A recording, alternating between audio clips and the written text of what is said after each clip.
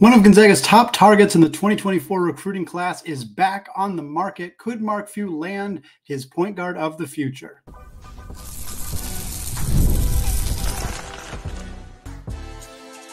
You are Locked On Zags, your daily podcast on the Gonzaga Bulldogs. Part of the Locked On Podcast Network, your team every day.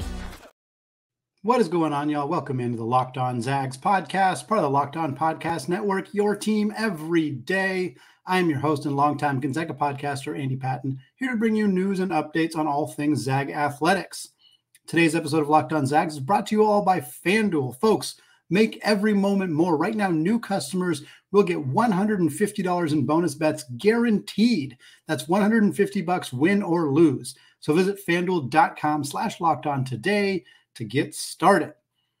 Well, the NBA regular season is over. We got two Zags who played in all 82 games. We're going to discuss that, which Zags are in the playoffs, who is not, all of that coming up later in the show. But we are leading off the show not talking about a potential transfer portal addition, but instead talking about a recruit in the 2024 class. Gonzaga didn't really pursue a lot of players in the 2024 recruiting class, but one of the ones that they did is Trent Perry. Trent Perry is a 6'4" guard from Harvard Westlake High School in the LA area. If that high school sounds familiar, it is the high school of Nick Kamenia, one of Gonzaga's top targets in the 2025 class, which is where we've seen a lot more of Gonzaga's recruiting attention has been in 2025 with Isaiah Harwell and Nick Kamenia and a handful of others, Julius Halafanoa, et cetera, et cetera. But 2024 was a pretty quiet recruiting class. But while in the process of recruiting Nick Kamenia out of Harvard Westlake High School, Gonzaga also got a lot of looks at Trent Perry. Again, he's a four-star prospect, ranked currently 41st overall, in the 2024 class. That's using On3's composite rankings, looking at the various sites. He's 26th at ESPN, so a borderline top 25 prospect in that class. He's 32nd at On3. He is 50th at 24/7, and then he's 57th at Rivals. Gonzaga got in on the Trent Perry recruitment trail kind of late. They did make him an offer, which was one of the very few offers we saw in that 2024 class. But at that point, he'd already been on visits. He'd already had a lot of other offers in his bag, and he ultimately committed to USC. And then, as we've talked about a handful of times on this show, the tremendous coaching carousel that all kicked off when SMU fired Coach Rob Joyner, they ended up hiring Andy Enfield, the USC head coach. Of course, Enfield leaves USC. Eric Musselman comes to USC. Calipari goes to Arkansas. Mark Pope now moves over to Kentucky. Wild, wild sequence of events. But what it ultimately meant was that Perry has reopened his recruitment. I don't know if he had to officially request a release from his NLI, if he'd already signed that, or if he just said he's decommitting and opening up his recruitment. Regardless, at this point, he is no longer committed to USC. He said in a statement, he posted this on Instagram and on Twitter, that he is still considering USC as an option, but that he's kind of expanding his options. And most players do that when the coach that recruited them, that is the person who sold them on coming to the program, is not going to be there anymore. It makes sense that you would at least reopen your options before kind of finalizing that decision. So Perry's back. He's open. He's available. And he has heard from a whole bunch of places since he has become available. That tends to happen when you're a four-star recruit, when you're a consensus top 50 prospect in your class. I say consensus. Rivals is a little lower, but everybody else has them consensus top 50. You're going to get a lot of attention for teams that are losing players in the portal, that realize that they need to replenish their depth. They need some players kind of in the mix for future years, if not this upcoming season as well. So here's a list of schools that have contacted Trent Perry since he has reopened his recruitment. USC, they are still in the mix, like we said. Alabama, Tennessee, Oklahoma, Louisville, Villanova, Virginia, UCLA, Oregon, TCU, SMU, and UNLV. I didn't say Gonzaga, but they are in that mix. If they weren't, we would not be talking about him. So the couple things that stand out, again, Eric Musselman, new coach over at USC, he is still keeping tabs on Trent Perry. And this makes sense. USC lost Bronny James to the transfer portal. Isaiah Collier is going to the NBA. Kobe Johnson, their other guard, has transferred already and committed to UCLA. So there's not a lot of guards at USC right now. Perry would probably come in and play a big role right away. Now, Eric Musselman loves the transfer portal, and he's going to get guys. He's going to add a bunch of players probably in the next month or so at USC. So if I'm Perry, I could understand kind of waiting a little bit and seeing what that looks like. But USC squarely in the mix. So is SMU. As they head to the ACC, they'll be in the first year of the ACC alongside Stanford and Cal, the weird conference realignment that we got with the ACC. But obviously Enfield was able to convince Perry to come to USC. A little bit tougher sell. He's from LA, so staying in LA was a little easier than going to Dallas to go play in a conference where all of the teams that you play are either located in the Bay Area or on the East Coast. It's a little bit of a tough sell at SMU right now, but perhaps Enfield can get it done. The rest of this list is just a fantastic list of programs. I mean, Alabama was in the Final Four this past year. Tennessee's been fantastic. Oklahoma had a nice run this year. Louisville's been really active since they hired Pat Kelsey. Villanova is a premier program. Virginia's a premier program. UCLA. Oregon was very good last year and is always active in the recruiting trail. TCU, UNLV as well. So it's a big group of schools. But the fit for Perry at Gonzaga is pretty obvious. And I've talked about this a little bit on the show, right? Up to this point, we're doing transfer portal reviews. We're looking at guys in the portal who might fit at Gonzaga. And right now, because the rotation for the 24-25 season, it feels pretty set. Anton Watson's out. Michael Ajayi is in. Steele Venters will be healthy. Everybody else plays a pretty similar role to what they did last year. So there's not a lot of obvious gaps in Gonzaga's rotation. It's not like last year where they knew that, Drew Timme left and Julian Strawther left and Rasir Bolt, and they just didn't have any room, and they needed players like Ryan Nembhard and Graham Ike to come in and play immediate roles right away. That's not the case. So when we're looking at players that Gonzaga might add, we're trying to find guys who fit and who are going to be willing to come in and maybe not play a big role right away. And that's where a freshman like Trent Perry makes sense, because the Zags don't have room in the backcourt. Ryan Nembhard's back. Nolan Hickman's back. Luka Krajinovic is back. Steele Venters, Dusty Stromer, those guys could play some minutes at the 2 potentially as well. So there's not a lot of minutes to go around right now. But I would rather give those minutes, and I would rather allocate that spot to somebody who is young, who is willing to wait their turn and learn behind somebody like Ryan Nembhard. If you want to be a college basketball point guard, you want to be a star, who better to learn from? Ryan Nembhard is an elite college point guard, elite as a distributor, as a passer, as just a playmaker. The outside shooting obviously was a concern for him last year, but the decision-making was great. And what Trent Perry could learn from Ryan Nembhard, man, it would be incredible. So you want somebody like that. You're not going to get a grad transfer who, played 4 years at a mid-major who's like, look, I want to go to a power school and play a big role and kind of finally get my chance to shine. Those players exist. But I don't think they're coming to Gonzaga with a role that's only maybe 8 to 10 minutes guaranteed. But a freshman might do that, because the sell here is not, hey, come here and play a huge role for us in 2024-25. That's not the sell. The sell is the future. And if Mark Few and Stephen Gentry and Brian Michelson and RJ Barsh and everybody can sell Trent Perry on what his role could look like in 2025-26, what kind of player he could be in a Mark Few offense, that's the sales pitch. And Trent Perry has to want to hear it. I don't know if he's feeling like, I absolutely want to play 1 year of college basketball and then be done. I want to be a one and done. I want to be in the NBA after that. If that's what he's feeling, there are programs that are more equipped to potentially get him there than Gonzaga. And in which case you just say, okay, if your situation changes, let us know. If you play a year of college basketball and it doesn't work out the way you want and you want to transfer, let us know. We'll keep you in mind.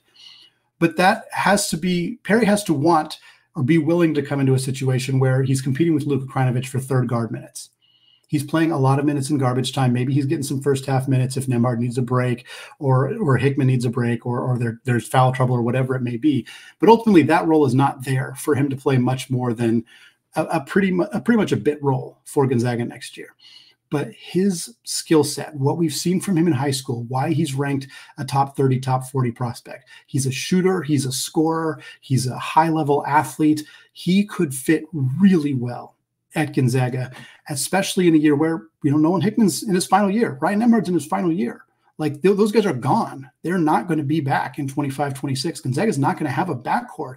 Luka Krajinovic will be back. He'll compete for a big role. The Zags are heavily pursuing players in that 2025 class to come in and play right away, like Isaiah Harwell potentially.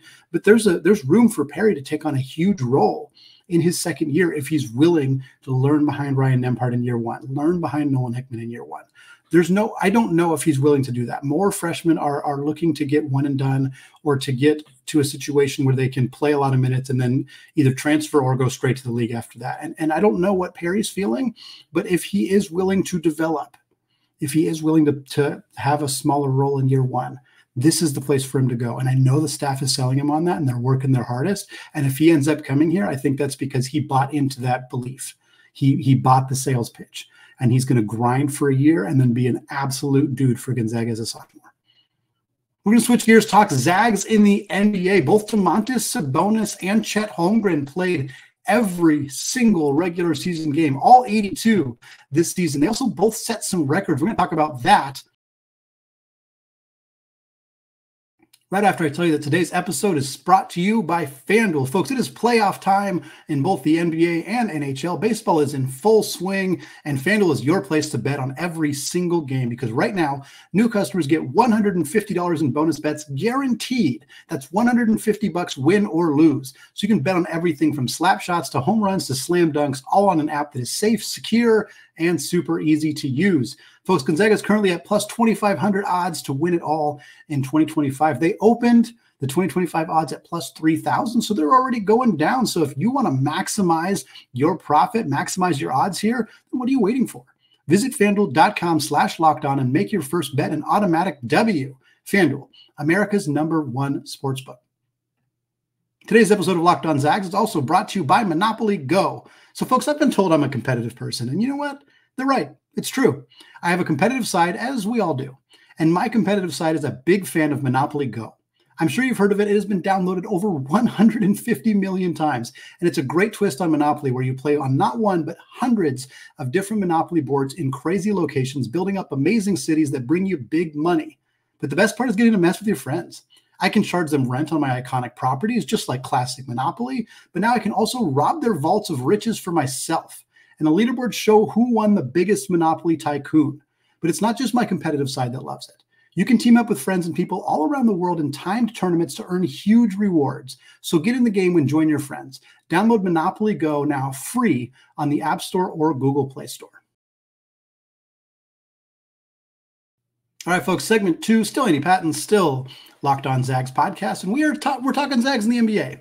We don't get to do this all that often during the college basketball season, which obviously overlaps pretty tremendously with the NBA season. So we don't get a lot of chances to just give updates on how is Chet Holmgren doing? How's Domantas Sabonis doing? What about Corey Kispert or Jalen Suggs or Zach Collins or Kelly Olynyk? And so we're going to use the rest of today's show to just give you a recap. Here's how the regular season went. We're going to start with the guys who are in the playoffs, who have more basketball still to be played. We're going to close out the show talking about the guys who had their regular season come to an end. They are now transitioning into the offseason. We're going to start with the two bigs, Chet Holmgren and Domantas Sabonis, because both of them became two of very few players. I don't know the exact number. I think it's like 7 or 8 players who played in all 82 regular season games. Chet Holmgren, the player that was labeled by so many as fragile. He's not going to hold up. He's too skinny. Look at his legs. He's not going to be able to do it. Yes, he missed his entire rookie year with a freak foot injury that could have happened to anybody. But then, coming off of a significant year-long absence, the person that they thought was too thin to play in the modern NBA, he played all 82 games. Take that. Like, that is an incredible accomplishment for Chet Holmgren. And look, we're not even talking about the results on the floor. We're just talking about him being on the floor. When he was on the floor, guess what? He was really flipping good. 16.5 points per game on 63.2% true shooting. No rookie ever in the history of the NBA has averaged 15 or more points and had a true shooting percentage of 61 or higher. Until now, Chet Holmgren, first rookie to ever do that. His efficiency this season was through the roof. And this is something he was great at Gonzaga. It's not like this is new.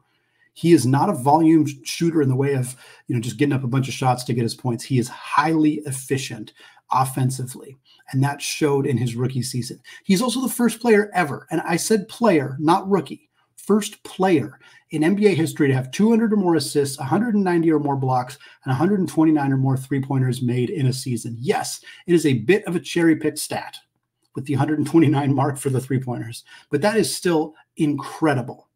200 or more assists, 190 or more blocks, and just about 130 or more made three-pointers in a single season. His overall stats, 16.5 points per game, like we said. He averaged 7.9 rebounds, 2.5 assists, 2.3 blocks, played about 30 minutes per game. Again, every game averaged about 30 minutes a night, 62.3% on two-pointers. He was 37% from three. He was about 80% from the free throw line. And, oh, yeah, his team, first place in the Western Conference. The hope for Chet Holmgren was that one day he would be able to help lead this team, anchor them defensively, and be highly efficient offensively, and help lead them to a top seed in the Western Conference. It happened in his first year. Incredible stuff from Chet Holmgren. Also want to talk about Domantas Sabonis because, folks, he also played in all 82 games. And guess what? Among the players who played in all 82 games, Sabonis averaged the most minutes. He is an absolute horse, a workhorse for the Sacramento Kings. He not only played 35 minutes per game in all 82 games, in those 82 games, 77 of them, he recorded a double-double. That is the 7th time in NBA history a player has had 77 or more double-doubles in a single season. The last time that it happened was Moses Malone in 1979. Domantas' dad, Arvydas, wasn't even a household name in basketball circles back in 1979. That is how long it has been since somebody has done what Domantas Sabonis did this year. He finishes the regular season averaging 19.5 points, 13.7 boards, 8.2 assists, shot about 61% on twos. He shot 38% on threes, by far a career high. Now he only took about 1 3 a game, so they take that stat with a little bit of a grain of salt, but he also led the NBA in rebounding. He had a career high in assists, career high in rebounds as well, and he should be All-NBA. I'm afraid he might not be, because he wasn't named an All-Star when he should have been named an All-Star. We'll see if he ends up getting All-NBA. The All-NBA, the first team, second team, third team, they are positionless now. So Sabonis does not have to get shepherded in as a center, which may hurt him. Teams may be more willing to put extra small forwards, extra guards instead of Sabonis, but he should be there. The Kings earn a 9 seed. They're going to be in a play-in game against the Golden State Warriors. As I'm recording this, that game is that game is Tuesday night. So you're listening to this. That game is going to be tonight at 4:30 p.m. Pacific time, I believe. Hopefully the Kings will be able to advance and keep going in the NBA playoffs. 4 other Zags are in the NBA playoffs as well. And then we'll get to the final 4 Zags who are not going to participate in the playoffs this year. First up is Andrew Nembhard. Knew that was going to happen, still happened anyway. Andrew Nembhard, Indiana Pacers. They earned a 6 seed in the Eastern Conference. They will face the Milwaukee Bucks, who fell to a 3 seed. Not an NBA podcast, but wow, the hiring of Doc Rivers did not work out well for the Milwaukee Bucks. Regardless, Andrew Nembhard, very, very productive second season for Indiana. He saw his playing time dip a little bit because of some acquisitions Indiana made in their backcourt, but he still averaged 9 points, 4 assists, 2 boards, shot about 57% on two-pointers, was about 35.5% from 3. Numbers were very similar to what he put up as a freshman, as a rookie, so really nice to see him kind of keep that consistency in year 2. The Los Angeles Lakers also in the play-in game as well. They're going to take on the Pelicans on Tuesday night. Rui Hachimura, of course, playing for the Lakers. 13.5 points, 4 boards, 1.2 assists. Shot about 60% on twos and was really hot from 3 this year, 42.2%. And look, when the Lakers figured out that Rui should be starting, that was when things really took off, not just for Rui, of course, but also for the Lakers themselves.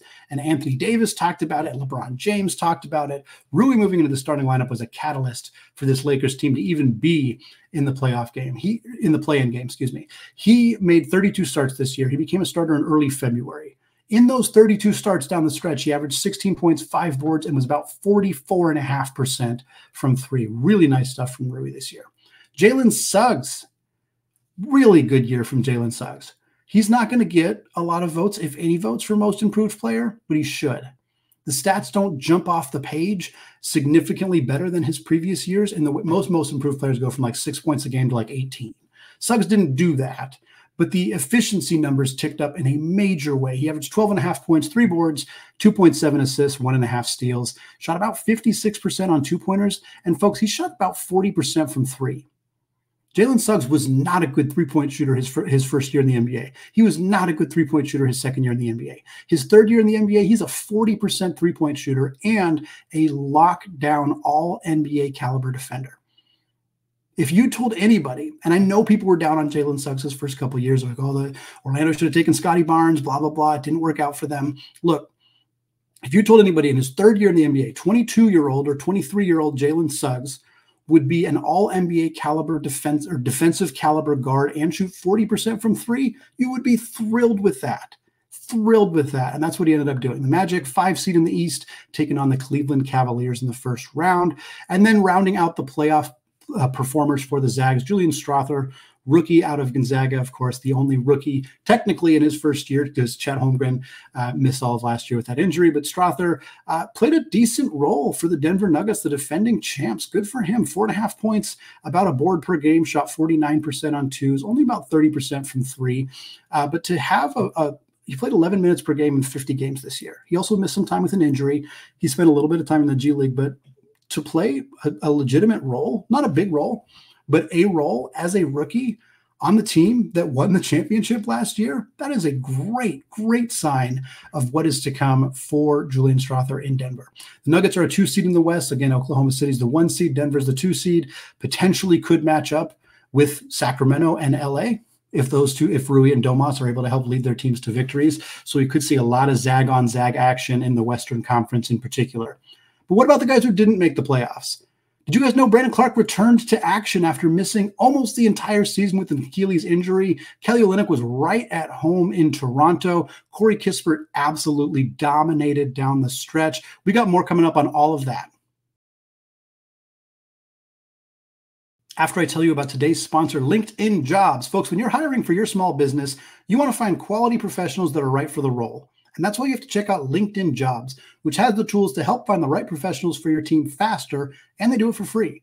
Thankfully, LinkedIn is not just another job board. They help you hire professionals you can't find anywhere else, even those who aren't actively searching for a new job but might be open to the perfect role. In a given month, 70% of LinkedIn users don't visit other leading job sites. So if you're not looking on LinkedIn, you're looking in the wrong place. On LinkedIn, 86% of small businesses get a qualified candidate within 24 hours. Hire professionally like a professional on LinkedIn. Post your job for free at linkedin.com/lockedoncollege. That's linkedin.com/lockedoncollege to post your job for free. Terms and conditions apply. All right, folks, rounding out this Tuesday edition of the Locked On Zags podcast, talking about 4 more Zags in the NBA. These 4 saw their NBA seasons come to an end at the conclusion of the regular season, as these 4 teams are not going to the NBA playoffs. We'll start with the old head, the vet of the group, Kelly Olynyk. Played 78 games this season in the NBA, split between the Utah Jazz and the Toronto Raptors. In 50 games in Utah, he played about 21 minutes per game, averaged 8 points, 5 boards, 4.5 assists. He then got traded to Toronto and signed a 2-year extension with the Raptors. How cool is that for Kelly? Not only to be in Toronto, near his hometown of Kamloops, but also in his home country, where he is the captain for Team Canada as they head to the Olympic Games in Paris in this summer.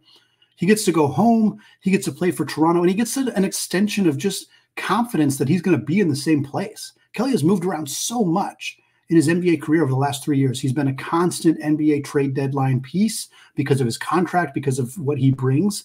And it's not a bad thing. He's valued across the NBA, but having to constantly get traded is just hard on him. It's hard on his family. And now he gets a guarantee for, it doesn't mean Toronto won't trade him. Certainly things could change, but he's got 2-year contract to stay in his hometown. It's just really cool for him. And it showed in his performance. 28 games with Toronto, his minutes jumped up by about 6 minutes per game, and his points 12.7 points, 5.5 boards, 4.5 assists with Toronto. Really cool to see him get a chance to play in his home country. Corey Kispert next up. Really great finish to the season for Corey Kispert. He played 80 games for Washington. 22 of them were starts, played about 26 minutes per game. His overall season numbers are good. Not great, but fine. 13.5 points, 2.8 boards, 2 assists. Shot 64% on twos, which is incredibly efficient. Shot 38.3% on threes. That's a career high in everything. Career high in points, rebounds, assists, 2-point percentage, not a career high in 3-point percentage. That's the only area he didn't quite reach that threshold. But down the stretch, when Washington was well out of contention, as it frequently is the case with the Washington Wizards. He started the last 19 games of the season. And that was when he really took off. In those final 19 games, Kispert played about 36 minutes per night. He averaged 17.2 points, 3.7 boards, 2.7 assists, and shot 44% from three on over 7 attempts a game. That is like lights out three-point shooting. That's some of the best numbers right there. Like, that's huge. We've talked about this on the show before. We'll probably talk about it again this year. Corey Kispert needs a change of scenery. Not that his numbers are bad. They're great. But somebody else could use a player of his skill. And yeah, he's not a great NBA defensive player. He's not a guy who's going to, be a 35-minute per game player on a playoff team necessarily, but he could go fill a really valuable role for a team that needs some floor spacing, some shooting, and could go win himself a ring if he finds himself in the right spot. Two more guys to get to today. Zach Collins, 69 games for the San Antonio Spurs, started 29 of them, played about 22 minutes per game alongside, of course, star rookie Victor Wembanyama. Collins averaged 11 points, 5.5 boards, a little under 3 assists, shot 55% on twos and about 32% from three. It was an up and down year for Zach Collins. Playing almost 70 games is great. He's had so many injury issues. Just to be on the floor for as much as he was fantastic. He got a big role for San Antonio, and at times he looked fantastic. At times, the outside shooting was pretty inconsistent, and the fit next to Victor Wembanyama, was sometimes a little bit tenuous. It just didn't quite work with the way that those two guys play. So it was a tough job for Greg Popovich to kind of make everything work for San Antonio. But Collins put together some really good numbers. He's proven himself as a very good NBA player. Just not sure the fit is quite there with him in San Antonio. And then last but not least, Brandon Clarke. Brandon Clarke returned at the very end of the season. He missed the entire year up until the last few weeks with an Achilles injury, missed a lot of last year as well. Really devastating injury for a player who relies on his athleticism and his jumping ability. You folks may remember Brandon Clarke fell in the NBA draft because he was 6'8" with a 6'8" wingspan. And because he was such a prolific shot blocker in college, the expectation or the fear was that he wasn't going to be able to replicate his defensive success or offensive success in the NBA because of his lack of size. But his athleticism made up for it. He's had a great career up to this point. He comes back at the end of this year, 6 games, plays 22 minutes, looked fine, 11 points, 5.5 boards, 1.5 assists.